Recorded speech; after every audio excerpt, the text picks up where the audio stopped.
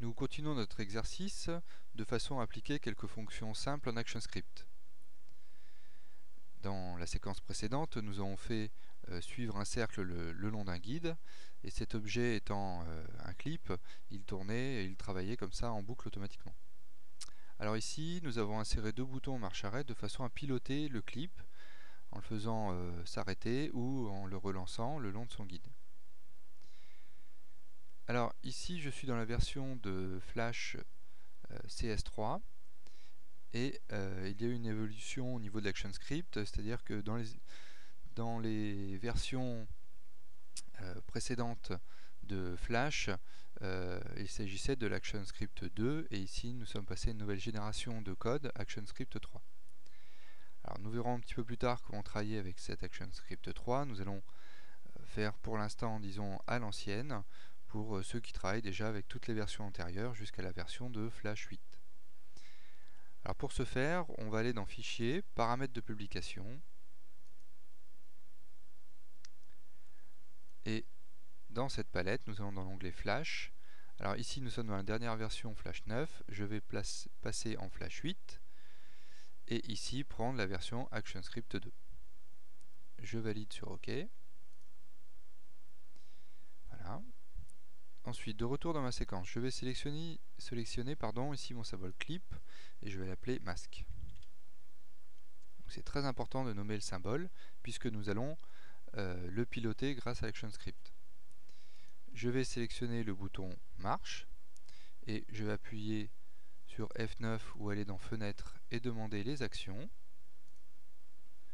ici, et dans la palette des actions, je vais écrire un ActionScript en commençant par ON, entre parenthèses Release, c'est-à-dire en relâchant le bouton de la souris, je place une accolade et j'écris le nom du symbole, enfin, le nom de l'occurrence du symbole pour être précis, un masque que l'on a placé dans la séquence, masque.play.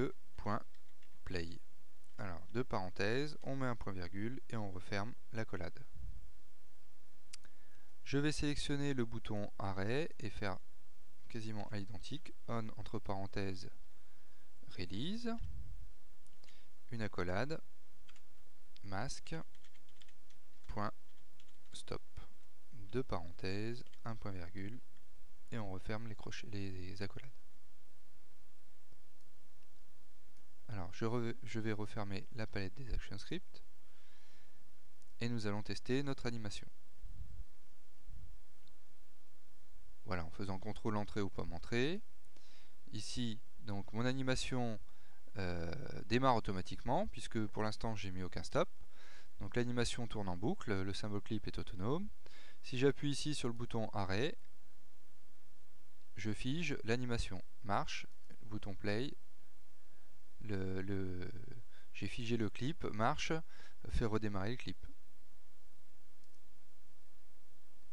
Voilà, comme ceci.